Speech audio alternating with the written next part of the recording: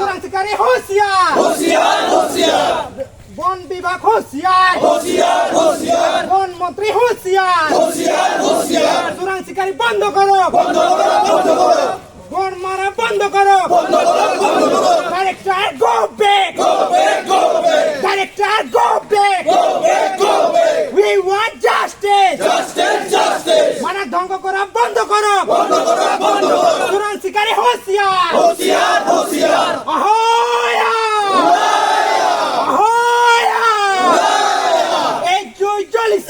ডিসেম্বৰ মাহৰ পৰা আজিলৈকে বা আজি জুলাইৰ 1 তাৰিখ এই 6 মাহৰ ভিতৰত মানাসত 3টা ৰয়েল বেংগল টাইগাৰ 2টা হাতী 1টা ৰাইনো আৰু এই গোটেইকেইটাৰ ভিতৰত মানে এটা ৰয়েল বেংগল টাইগাৰৰ নিউজটো পাব্লিছ হোৱা নাই যিটো গাপ দি থোৱা হৈছে ভুয়াপাৰা ৰেঞ্জত আৰু তাৰে যিজন চিকাৰী ধৰাও পৰিছে পুলিচ ডিপাৰ্টমেণ্টৰ হাতত মে মাহত গুলাগুলি হৈছিল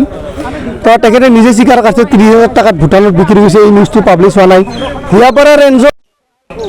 এটা লাষ্ট এপ্ৰিল মে মাহৰ ভিতৰত হ'ব বা হাতী এটা চিকাৰ কৰিছিল বা দাঁত কাটি নিম বুলি ভাবি কিন্তু দাঁতটো কাটি নিব নোৱাৰিল বন বিভাগে গৈ নিজে কাটি আনিল এইটোও নিজৰ পৰা আঁতৰত তো এনেকুৱা ধৰণৰ বহুত যথেষ্ট নিউজ আছে বা মানাসত ঘটনা ঘটি আছে যিটো আমাৰ পাব্লিচিটি হোৱা নাই আজিলৈকে আৰু ফৰেষ্ট ডিপাৰ্টমেণ্টে আমাৰ মিডিয়া বন্ধুসকলকো জনোৱা হোৱা নাই যোৱাকালিৰ যিটো নিউজ পাব্লিছ হ'ল সেইটোতো যোৱাকালি নহয় আচলতে 3 দিন আগতে ফৰেষ্ট ডিপাৰ্টমেণ্টে গম পাইছিল বডিটো কিন্তু কোনোদিন পাব্লিক কৰা নাই আৰু এটা কথা আপোনালোকে ভাবক যিটো ৰয়েল বেংগল টাইগাৰ যদি পশ্চিম কৰিব পাৰে আৰু বাকী জীৱ জন্তু কিমান মানে আছে আৰু এই যিটো মানে চলি আছে এই ক্ষেত্ৰত মই একমাত্ৰ আমাৰ মানাসৰ ফিল্ড ডাইৰেক্টৰক মই দায়ী কৰিব বিচাৰোঁ কাৰণ মানাসত আমি বা লাষ্ট 18 ইয়াৰ্ছ মানাসত কাম কৰি আছোঁ আমি ফৰেষ্ট ডিপাৰ্টমেণ্ট পুলিচ প্ৰশাসন SSB নেশ্যনেল কেটেগৰীৰ যিখিনি NGO আছে আমি একেলগে কাম কৰি আছিলোঁ আৰু তেখেতে মানাস ৰাষ্ট্ৰীয় উদ্যানৰ ফিল্ড ডাইৰেক্টৰ হিচাপে জইন কৰাৰ পিছত SFGৰ লগত সম্পৰ্ক বেয়া পুলিচ প্ৰশাসনৰ লগত সম্পৰ্ক বেয়া যিবিলাক নেশ্যনেল কেটেগৰীৰ NGO আছে সিহঁতক লগত সম্পৰ্ক বেয়া পাব্লিক ৰিলেশ্যন বেয়া তেতিয়াহ'লে মানাসখন সংৰক্ষণ কৰিব কোনে আৰু তেখেতে কাগজে কলমে পাৰ্কখন মেনেজমেণ্ট কৰাৰ চেষ্টা কৰি আছে বা সেনেকেতো পাৰ্ক মেনেজমেণ্ট কৰিব নোৱাৰে আৰু যিটো বাস্তৱ উদাহৰণ আপোনালোকে দেখিবলৈ পাইছে যাওঁ মানে 6 মাহৰ ভিতৰত 3টা ৰয়েল বেংগল টাইগাৰ পশ্চিম হ'ল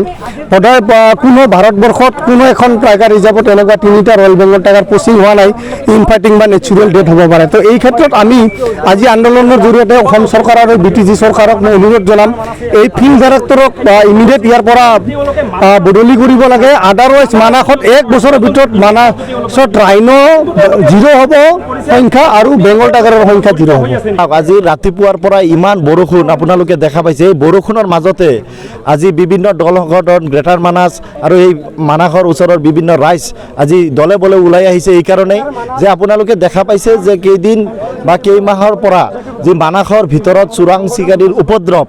বাৰুকৈ বেছি হৈছে আমি দেখা পাইছোঁ গড় হত্যা হৈছে হাতী হত্যা হৈছে বাঘ হত্যা হৈছে গতিকে এইবিলাক ঘটনা খুবেই মানাসৰ কাৰণে দুৰ্ভাগ্যজনক গতিকে অসম চৰকাৰ আৰু BTC প্ৰশাসনে মানাসখন সংৰক্ষণ কৰাৰ কাৰণে যেনেকুৱা ধৰণৰ ব্যৱস্থা গ্ৰহণ কৰিব লাগিছিলে ঠিক তেনেকুৱা ধৰণে ব্যৱস্থা গ্ৰহণ কৰা নাই যাৰ পৰিণতিতে চোৰাং চিকাৰী মানাসৰ ভিতৰত সোমাই জীৱ জন্তু হত্যা কৰাৰ কাৰণে এটা সুবিধা পাইছে গতিকে আজিৰ এই প্ৰতিবাদৰ জৰিয়তে অসমৰ মাননীয় মুখ্যমন্ত্ৰী হিমন্ত বিশ্ব শৰ্মা ডাঙৰীয়া আৰু বন মন্ত্ৰী ডাঙৰীয়া লগতে BTC প্ৰধান প্ৰমোদ বড়ো ডাঙৰীয়াক আহ্বান জনাব বিচাৰিছোঁ যে আপোনালোকে অতি শীঘ্ৰেই মানাস সংৰক্ষণ কৰাৰ কাৰণে আপোনালোকে ব্যৱস্থা গ্ৰহণ কৰক কোনো পদ্ধতি যাতে চোৰাং চিকাৰী ভিতৰত সোমাই কেনে জীৱ জন্তু হত্যা কৰিব নোৱাৰে তাৰ কাৰণে কঠোৰ মানে ব্যৱস্থা গ্ৰহণ কৰক আৰু যি মানাসৰ ডাইৰেক্টৰ ই কোনো ধৰণৰ মানে মানাসক সংৰক্ষণ কৰাৰ কাৰণে ব্যৱস্থা গ্ৰহণ নকৰাৰ ফলতে আজি মানাসৰ তেনেকুৱা ধৰণৰ ঘটনা ঘটিবলৈ পাইছে আজি এই ধৰ্ণাৰ জৰিয়তে এই প্ৰতিবাদ কাৰ্যসূচীৰ জৰিয়তে অসমৰ মাননীয় মুখ্যমন্ত্ৰীক দাবী জনাব বিচাৰিছোঁ যে মানাসৰ যি ডাইৰেক্টৰ তেখেতক আপোনালোকে বৰখাস্ত কৰিব লাগে আৰু নতুন ডাইৰেক্টৰ নিযুক্ত কৰি আপোনালোকে মানাসখন সংৰক্ষণ কৰাৰ কাৰণে কঠোৰ ব্যৱস্থা গ্ৰহণ কৰিব লাগে